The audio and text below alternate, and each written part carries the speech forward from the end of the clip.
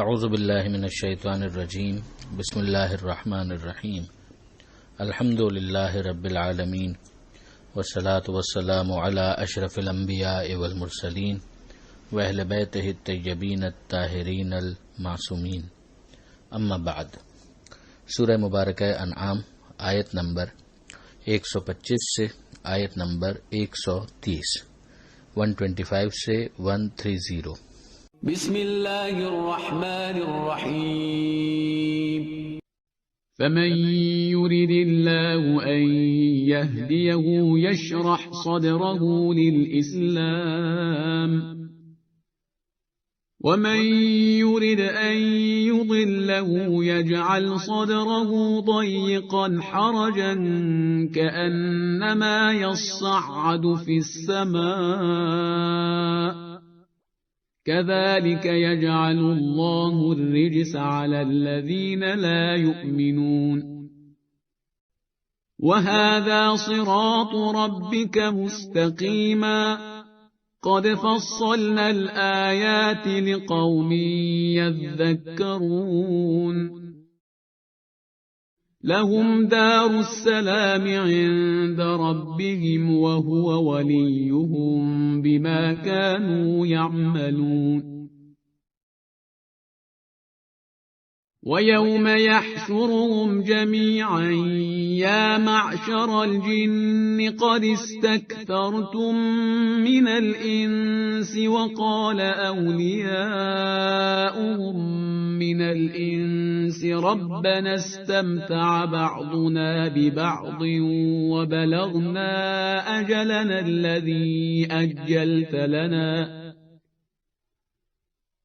قال النار مثواكم خالدين فيها إلا ما شاء الله إن ربك حكيم عليم وكذلك نولي بعض الظالمين بعضا بما كانوا يكسبون يا معشر الجن والإنس ألم يأتكم رسل منكم يقصون عليكم آياتي وينذرونكم لقاء يومكم هذا قالوا شهدنا على أنفسنا وغرتهم الحياة الدنيا وشهدوا على أنفسهم أنهم كانوا كافرين۔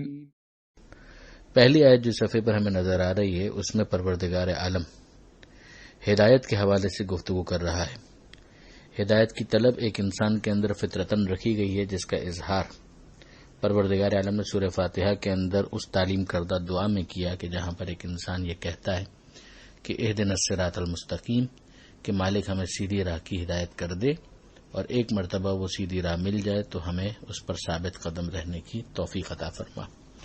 یہاں پر ارشاد ہو رہا ہے فمن یرد اللہ ان یہدیہ، کہ جسے اللہ سیدھی راہ پر چلانا چاہتا ہے، اس کی ہدایت کرنا چاہتا ہے، یشرح صدرہ للاسلام، تو اس کے سینے کو اسلام کے لیے کشادہ کر دیتا ہے۔ یہ اللہ کا چاہنا انسان کے کسی کردار ہی کا نتیجہ ہوتا ہے، اسی لیے آخر میں یہ کہا گیا ہے کہ اس طرح نجاست کو پائے نام کر دیتا ہے ان کے جو ایمان نہیں لاتے۔ یہ آیت کا حصہ بھی آ رہا ہے۔ آگے ارشاد ہوتا ہے وَمَن يُرِدْ أَن يُضِلَّهُ، کہ جسے اللہ گمراہی میں چھوڑ دینا چاہتا ہے، يَجْعَلْ صَدْرَهُ ضَيِّقًا حَرَجًا، تو اس کے سینے کو تنگی کے ساتھ بند کر دیتا ہے۔ ضیق حرجا کأنما یصعد فی السماء، کہ جیسے کہ کوئی آسمان کی طرف جانے کی کوشش کر رہا ہو۔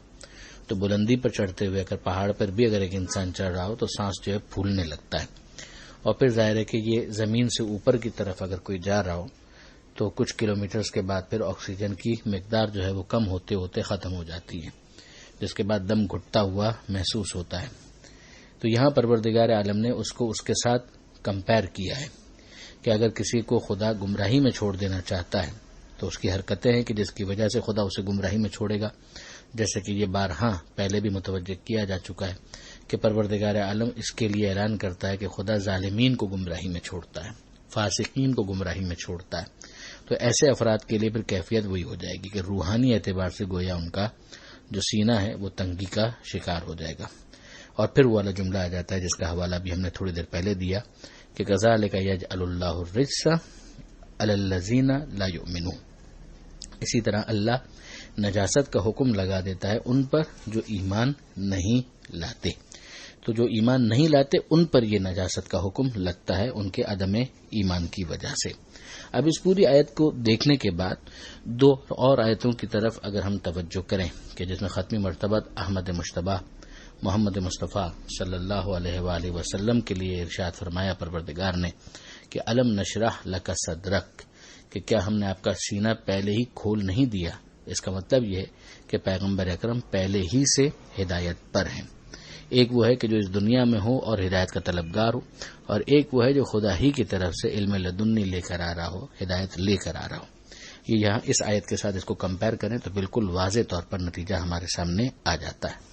دوسری بات جو کہی گئی کہ جو گمراہ ہوتے ہیں، جو ایمان نہیں لاتے، ان کے اوپر اللہ کی طرف سے رجس اور نجاست کی مار پڑی رہتی ہے اور نجاست کا حکم لگایا جاتا ہے. اور وہاں سورہ احزاب کے اندر آیت نمبر 33 کے وسط میں ہم دیکھتے ہیں کہ پروردگار عالم نے اہل بیت کے لیے کہا کہ انما یرید اللہ لیذھب عنکم الرجس اہل البیت ویطہرکم تطہیرا. یہ ارادہ پروردگار یہ ہے کہ ہر رجس اور نجاست کو آپ سے دور رکھے اور ویسا پاکیزہ رکھے کہ جو طہارت کا حق ہے. اس کا مطلب بھی یہی ہے کہ وہاں پر جب رجس اور نجاست بالکل دور ہے اور طہارت ہی طہارت ہے تو وہیں پر ہمیں کل ایمان بھی نظر آئیں گے. اگلی آیت جو ہے اس کے اندر پروردگار عالم فرماتا ہے ھذا صراط ربک مستقیما، یہ ہے تمہارے پروردگار کا سیدھا راستہ. یعنی جو پیچھے بیان ہوا کہ جس کے لیے خدا نے سینے کو کشادہ کر دیا اور اس کو بصیرت عطا کر دی، حقائق کو اس کے ذہن نشین کرا دیا، یہ ہے سیدھا راستہ. قد فصلنا الآیات لقوم یذکرون، ہم نے اپنی نشانیاں تفصیل سے بیان کر دی ہیں ان لوگوں کے لیے جو نصیحت قبول کرتے ہیں. لہم دار السلام عند ربہم، انہی کے لیے سلامتی کا گھر ہے ان کے رب کے پاس. وہوا ولیہم، اور وہ ان کا سرپرست ہے. بما کانوا یعملون، ان کے اعمال کی وجہ سے. ویوم یحشرہم جمیعا، اور وہ دن جب خدا ان سب کو جمع کرے گا تو کیا کہے گا؟ یا معشر الجن، اے گروہ جن، قد استکثرتم من الانس، انسانوں میں سے بہت سو پر تم نے قبضہ کر لیا. اب ظاہر ہے کہ ابلیس اور ابلیس کی شیطان جو فوج ہے اس کا تو مشن ہی ہے کہ آنکھوں سے اوجل ہوتے ہوئے وہ انسانوں کے اوپر ان کے وسوسوں کے ذریعے سے قبضہ کرنے کی کوشش کریں. تو جن جن کو انہوں نے گمراہ کر دیا، ظاہر ہے کہ زبردستی تو وہ گمراہ کر نہیں سکتے تھے، مگر ان کی گمراہی کی دعوت پر جنہوں نے لبیک کہا تو گویا وہ ان کے قبضے میں چلے گئے. تو وہی یہاں پر کہا جا رہا ہے کہ تم نے تو انسانوں میں سے ایک بڑے گروہ کو قبضے میں لے لیا. وقال اولیاؤہم من الانس، اور ان کے جو اولیاء، ان کے جو حوالی موالی ہیں انسانوں میں سے، وہ یہ کہیں گے ربنا، اے ہمارے پروردگار، استمتع بعضنا ببعض، ہم میں سے ایک نے دوسرے سے استفادہ کیا، فائدہ اٹھایا. یعنی ہم میں سے بھی بعض تھے کہ جنہوں نے ان سے فائدہ اٹھایا. وبلغنا اجلنا، اور جو ہماری اجل، جو مدت تو نے مقرر کی تھی، الذی اجلت لنا، جو تو نے مقرر کی تھی وہ مدت آ گئی. یہاں تک کہ وہ مہلت ختم ہو گئی، وقت پورا ہو گیا اور ہم لوگ بس ایک دوسرے سے وہی جو منفی فائدے ہیں وہ اٹھاتے رہ گئے. قالا، تو خدا یہ کہے گا النار مسواکم، کہ آگ تمہارا ٹھکانہ ہے، خالدین فیہا، جس میں تم رہو گے ہمیشہ، الا ما شاء اللہ، ہاں مگر وہ کہ جس کے لیے اللہ چاہے. یعنی ظاہر ہے کہ یہ وہی ہو سکتے ہیں کہ جن کا معاملہ کفر کی حد تک نہ پہنچا ہو. ان ربک حکیم علیم، یقیناً تمہارا رب حکیم ہے، یعنی ٹھیک ٹھیک کام کرنے والا، علیم اور علم رکھنے والا. وکذالک نولی بعض الظالمین بعضا، اور اسی طرح سے ہم نے ظالموں میں سے ایک کو دوسرے کے سپرد کر دیا، ان کو ایک دوسرے کا ولی بنا دیا. بما کانوا یکسبون، ان کے کرتوتوں کی وجہ سے، ان کے اعمال کی وجہ سے جو وہ کیا کرتے تھے. پیچھے ہم پڑھ چکے کہ اللہ ان لوگوں کا ولی ہے کہ جن کے لیے پروردگار نے کہا کہ جنہوں نے ہدایت کو اور ایمان کو قبول کیا، ان کے لیے دار السلام ہے، اللہ ان کا ولی ہے ان کے اعمال کی وجہ سے. اور ان کے کرتوت کی وجہ سے یہ جو سائملٹینیس کانٹراسٹ آ رہا ہے، جو بہک گئے، گمراہ ہو گئے، ان میں سے ظالموں میں سے ایک کو دوسرے کا سرپرست اور ولی بنا دیا گیا. یا معاشر الجن والانس، گفتگو آگے بڑھتی ہے، اے گروہ جن و انس، الم یاتکم رسول منکم، کیا تمہارے پاس میرے رسول نہیں آئے تھے؟ یقصون علیکم آیاتی، جو میری آیتیں تمہارے سامنے بیان کرتے ہوں، وینذرونکم لقاء یومکم ھذا، اور تمہیں ڈراتے ہوں اس دن کی ملاقات سے کہ جو آج قیامت کے دن تم یہاں پر کھڑے ہو، کیا اس کے بارے میں تمہیں انفارمیشن نہیں ملی تھی؟ کیا تمہیں ڈرایا نہیں گیا تھا؟ قالو، انہوں نے کہا، وہ کہیں گے، شہدنا علی انفسنا، کہ ہم خود اپنے آپ پر اپنے خلاف گواہی دیتے ہیں، وغرتہم الحیات الدنیا، اور انہیں دنیا کی زندگی نے دھوکے میں ڈالے رکھا، وشہدوا علی انفسہم، اور انہوں نے اپنے خلاف گواہی پھر دینی ہے، انہم کانوا کافرین، کہ یہی لوگ کافرین تھے۔ اب یہاں پر جو ایک بحث آئی ضمناً، اور وہ بہت اہم بحث ہے کہ کیا جنات ہی میں سے کسی کو خدا نے نبی بنایا؟ یعنی ہم دیکھتے ہیں انبیاء جو انسانوں میں آئے ہیں، آدم علیہ السلام، نوح علیہ السلام، ابراہیم علیہ السلام، ایک پوری فہرست ہے، تو کیا جنات ہی میں سے بھی کسی کو خدا نے نبی بنایا؟ اس سلسلے میں 3 اقوال پائے جاتے ہیں۔ پہلا قول یہ ہے کہ کوئی ایسا نبی نہیں آیا جو جن ہو اور جنات میں اس کو بنایا گیا ہو۔ دوسرا قول یہ ہے، اور وہ ظاہر آیت سے مناسبت بھی رکھتا ہے، کہ نبی آئے تھے، اور ایک کا تو نام بھی ہمارے سامنے آتا ہے، یوسف، کہ جنہیں خدا نے بھیجا تھا اور جنات نے انہیں قتل کر دیا۔